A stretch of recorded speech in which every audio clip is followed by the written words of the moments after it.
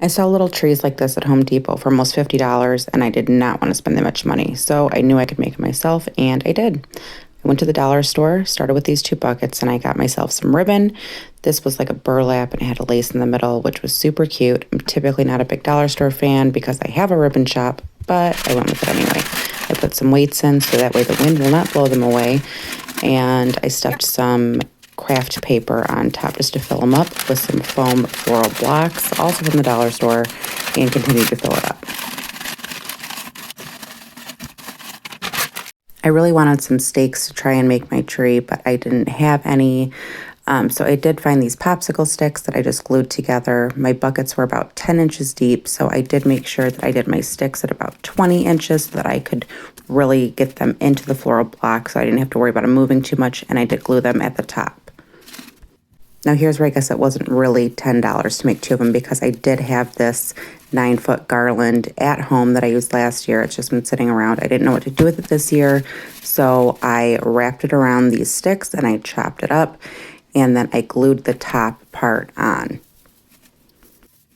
But you can get these at Michael's or anywhere else for like $10. And I had to make two of them. It really wasn't so bad. But in the back, I did end up twisting them together. These are going to be on the porch up against the house. I did not care what the back looked like, so I just kind of just left it as is just to secure it.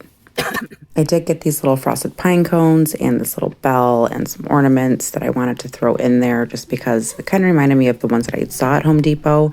So I started gluing, started arranging them into the areas that I liked them. And then I wanted to add some more of that ribbon in there. So I did take these little pieces, I cut them into about 4-inch to 5-inch strips, folded them in half, and I just started gluing them in. These little pieces I did find at the dollar store as well. I just kind of tore them apart and just started sticking them in there. This garland, I originally had planned on wrapping it around the tree, but I thought I didn't want to gaudy it up. So I just put it around the bottom just to kind of cover all that paper. And that's kind of what it looked like. And then I go, it needs something. And I had this pick laying around. So I was like, snow, yes, let's do it. It looks amazing. I love it.